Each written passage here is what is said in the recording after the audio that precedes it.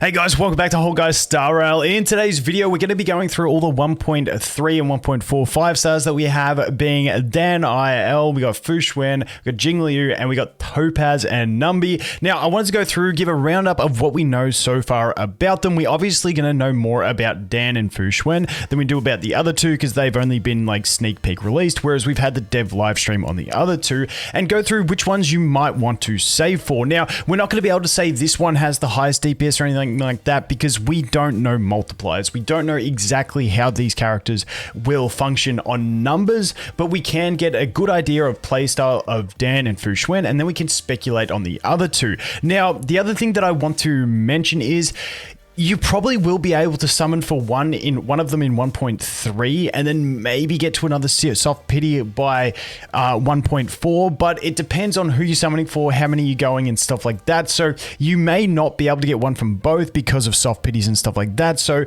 keep in mind, if there's one you absolutely love, maybe it's worth skipping the others. Me personally, I'll try to skip, but I've always got an itchy trigger finger, and I always end up doing like 10, 20, 30 pulls on something because I'm pathetic. But just keep in mind, if there's one that you absolutely can't go without,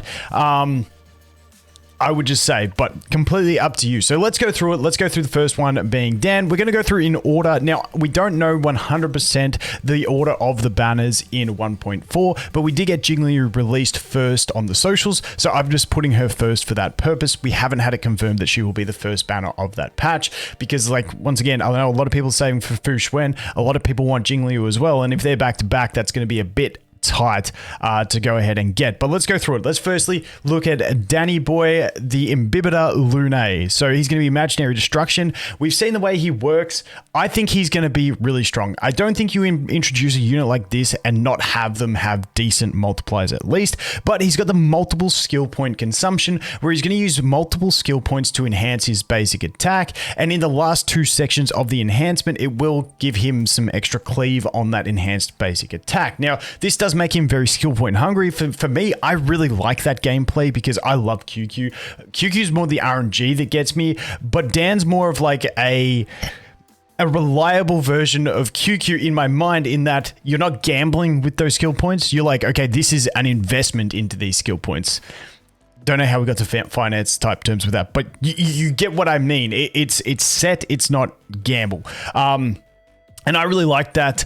And I think he's got very, very good potential to be a hypercarry unit, one of the best hypercarries in the game, depending on his multipliers. Because if we go into like full hypercarry teams where we don't even bring a defensive unit, if we're going against imaginary weak enemies, he's got the AoE cleave. So something for a hypercarry unit they really need is abilities to clear AoE as well, and Danny Boy has that. But on top of that, if the enemies are weak to imaginary and he can start breaking them, even though imaginary is a more defensive break type, if you're going in a fully offensive team where you don't have the defense, now this is going to be for people that full 80s, good light cones, good gear, all that sort of stuff. But if you're going for something like that, then that imaginary break is actually very useful, because it's buying you the time and giving you that defensive play that you otherwise wouldn't have. So even though the imaginary break is a bit more defensive, it can allow your team to be more offensive. So that's something I'm really looking forward to seeing. But definitely the cleave factor is going to be the huge thing that makes him a hyper carry unit, in my opinion. And honestly, his animations are absolutely sick. And that's why my last point, and people always find typos in my stuff. I suck at spelling and stuff like that, so I apologize if I got any typos. But Water Dragon OP, I just think this thing is too cool. At the end of the day, Star Rail is one of those games where you're pretty much going to do anything you want to do, and power creep, even though people talk about it, let's face it, it's like using a 6-ton excavator over a 3-ton excavator in a kid's sandpit. It doesn't really matter. So I think pulling for characters you like is a very good thing, and I think a lot of people will enjoy this guy's playstyle with the skill point consumption, and also like, he's just, the way they visually represent him with that water dragon, absolutely sick. And the other thing is, because his ultimate does give him those extra skill points, you guys know every time I talk about a character, I theorize on energy recovery, because I always want energy recovery to be like one of the best options for a character, just because I like ulting more. It's a playstyle that I like, and I will do it on my own with characters anyway, because I find it fun, but it's also nice if it's like the best. And I'm curious to see what his max energy is, how much he generates. Like, like, how much does his basic attack generate? Probably going to be 20. How much does his enhanced 1, enhanced 2, enhanced 3 generate? Because if they're generating tons and you can put energy regeneration on him and get like 2-turn ultimates every time, that ultimate is then going to reduce his skill point consumption and make him super efficient. So he's one of those ones that gets me really excited to look at energy regeneration to see if that is a way to play him. We don't know how many skill points his ultimate will alleviate. I'm hoping it gives him a fully enhanced basic attack where he gets to the max stage, but we'll have to wait and see. But those are things I'm really excited about with Danny Boy myself. Moving on, we're going to jump into Xuan.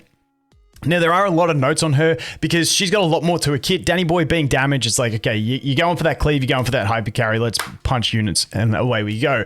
Whereas Xuan, she is the defensive unit. Now, what does she do that we know from the dev livestream? She absorbs allies' damage, which is handy. She reduces team damage taken. She has a self-heal that procs on a smart heal, so when she drops below X percentage of health, she will heal herself for X percentage. Those are always really good effects. Look at something like Locha. It's a really good effect. When they drop low, they get healed. That's what you want. Now, this is only on herself, but she is going to be absorbing the damage from teammates, so it will be nice. Next, she buffs max HP and crit. I mean, that's just pretty much her kit summarized in those points. I think it's a pretty good kit.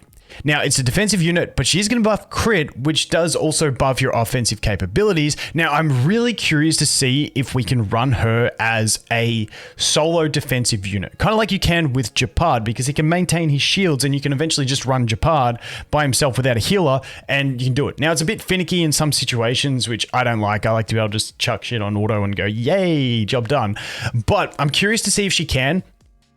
But if she can't, I still think she's going to be an amazing unit for the mono quantum. Now, if you pulled Silverwolf, I think that puts an extra consideration on Xuan. A lot of people will talk about, you need Zealer for it. Honestly, QQ best DPS in the game. Bit of a cap, but honestly, QQ is amazing if you have her at E4, and especially if you have her at E6. QQ becomes really good at Ching Chui, however you want to say it. And if you just have Silverwolf, I think that's enough to warrant pulling for Xuan, because the other thing about her is she has links on the banner, which is the quantum healer if you want to build that mono quantum team. Now, the mono quantum team is a team that is, to me, because I am going for the mono quantum, it's a team that is not going to speed clear you through everything in the game. However, I think it will auto through most things in a cycle range that gets you 3 stars. So I am pretty cool with that, and it's just more of an easy quality of life to slap in, use that mono quantum, know that you're going to beat pretty much anything you come up against, and it's pretty happy days. Once again, slow and steady wins the race, but it's not going to get you those really quick 0 cycle clears if you're bringing a defensive unit and a healer, but it's still incredibly solid. And once again, mentioning links on the banner as well. Now, Xuan, even if you're not going for Xuan, if you still only have Natasha, you don't have a Japard, you don't have a Locha, you don't have a Bailu, it's one I would consider putting a few pulls into. If you're at soft pity and you don't want Xuan, then maybe avoid it. We haven't had any confirmation that we're getting a free copy of links. The way people explained it to me in Genshin is like normally like alternating patches, you get a free character. So that to me, that would mean like everyone gets a free links in the following patch. I don't know. They haven't said anything. Last time when we got that with Yukong, they said it in the dev live stream when they announced Yukong. So I'm not too sure, but having that extra sustain unit, some people may be at the point where they're running like a hyper carry one side and then just running the Natasha on the other side. That's fine, but that's completely up to you on whether you want the healer. But I still think, if you're not near the soft pity, not near your 75 pulls on the banner, it might be worth putting a few in just to see how you go. In worst case, you get a Xuan. Hey, at least you beat the odds and got it early, I guess. That's what I would do myself personally. But once again, that is completely up to you. So that is Xuan. Definitely one I'm going to be going for myself. Moving on from that, we have Jingliu. Now, Jingliu and Topaz Numby, these are going to be more question-based, summaries that I have. I think for these two as well, though, the primary thing on them, people will know if they want to pull them without seeing how they function. Jingliu, appearance. I know a lot of people love Jingliu. She got the blindfold in the story playthrough and stuff like that. Now, they were really wise in their little story playthrough with Yang Qing, where they had her ultimate locked and her skill locked, and all she did was her basic attack. So you didn't get to find out too much about her from there. So the question marks I have is kind of like Danny Boy. Now, destruction units are normally either cleave units or HP consumption units. So we can assume that one of those two things will happen in a destruction character. I can't be like, those are like the defining aspects of destruction. So not all of them have both of them. I think all of them have cleave. I think all destruction units have cleave that I can remember. And then some have HP consumption. So we'll have to see what she actually lies with. But in general, I feel like destruction units are pretty safe to be put into the hyper carry category based on that cleave aspect that we spoke about with Danny Boy. Now, similar to him, she is a defensive break type. But once again, if she's capable of doing a proper hyper carry with no defensive units, then, you know, the defensive typing, if you're taking her against ice weak enemies, which is normally what you want to do with your carry, take them against what enemies that are weak against them, then you're going to get that defensive pressure on the break. Very similar to Danny Boy. So I feel like these two are in a very similar position in my mind without going into DPS rankings, exacts on how they work, because we don't know. But that's what my thought is around her. And then down the bottom there, I've got better than Kafka, because it's always an argument I see who's better waifu, Kafka or Jingliu. Me personally, I vote Jingliu, but you guys let me know who you think. But yeah, she's a cool, all-around cool unit. I feel like people who want to pull for Jingliu know they want to pull for her regardless of damage capabilities and stuff like that. Because let's face it, by the time Jingliu comes out, if you've been playing since launch, you're probably going to be cruising in the game and you're just pulling for characters that you really like. So let's jump into the next one, which is my favorite from 1.4, and that is Topaz and Numby. I love this design. I think this is absolutely amazing. And once again, this is another one of those units where I think people who want to pull for this unit know they want to pull for this unit, and they're going to pull for this unit based on the fact that we've got Numby. Honestly, Topaz looks fire as well, but Numby, I love pet units myself, so I am super excited for this unit. I cannot wait. To be fair, I play 2 accounts, so I'm probably going to summon on every banner in some capacity because I'm pathetic like that. But yeah, Topaz and Numby is the one I really want. On my Kafka account, I'll probably do it on because I'm going for the Xuan on the Mono Quantum, but we'll see how we go with rates and stuff like that. But this unit fires, once again, we can just make assumptions based on what hunt units are. So fire single target damage. That's what I am expecting. Sometimes you may have a little bit of cleave capacity, but in general, we're looking at a single target boss nuker type unit, probably. So probably damage amplification, stuff like that. Self-buffing is what we often see with hunt units. When you look at Yang Qing self-buffing, you look at Zila self-buffing. You're looking at that sort of stuff. You look at Danny Boy with his wind res penetration self-buffing. So that's what I'm expecting, and normally they're pretty good at single target breaking, so that's why they become like sort of boss nukers, not so much as hyper carries. Zila's the exception. You're not going to hyper carry with a Dan, with a Yang Qing, because as soon as you get into waves, you're kind of boned in that situation.